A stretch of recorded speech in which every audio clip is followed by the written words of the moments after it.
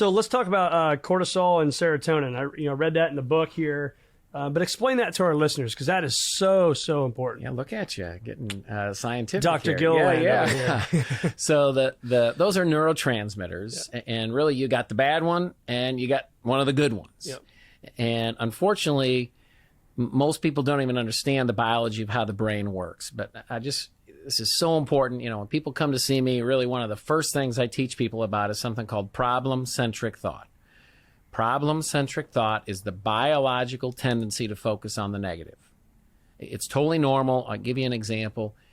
I'm guessing it's normal for you, just like it'd be normal for me, just like it's pretty normal for everybody listening. You do 100 things right, one thing less than perfect. When you get in your car, driving home after work, your mind focuses on that imperfection.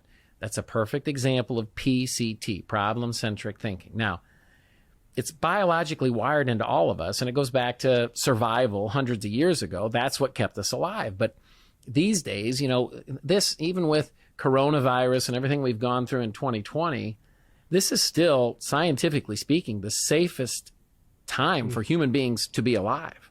And so that PCT biological wiring, it maybe used to keep us alive and help us with survival, but now it really impacts us, our performance, our health, our happiness in a negative way.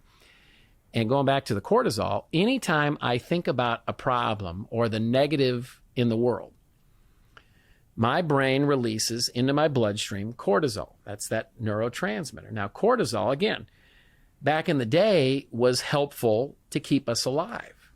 Very small doses of cortisol help.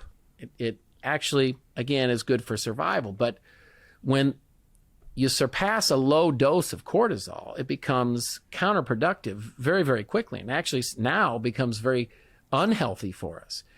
So you want to understand that the biological system, when you experience a negative emotion, that negative emotion was given to you as an alarm system that's supposed to cue you into what's going on in your head. And you're supposed to think to yourself, okay, I feel like garbage. I feel angry. I feel frustrated. I feel depressed, sad, whatever it might be.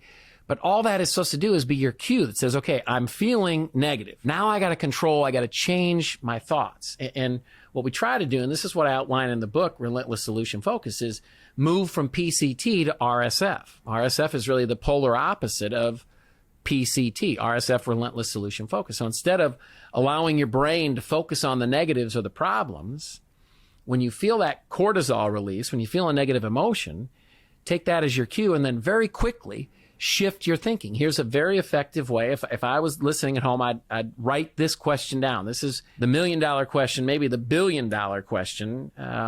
What's one thing I can do right now that could make this better? Yep.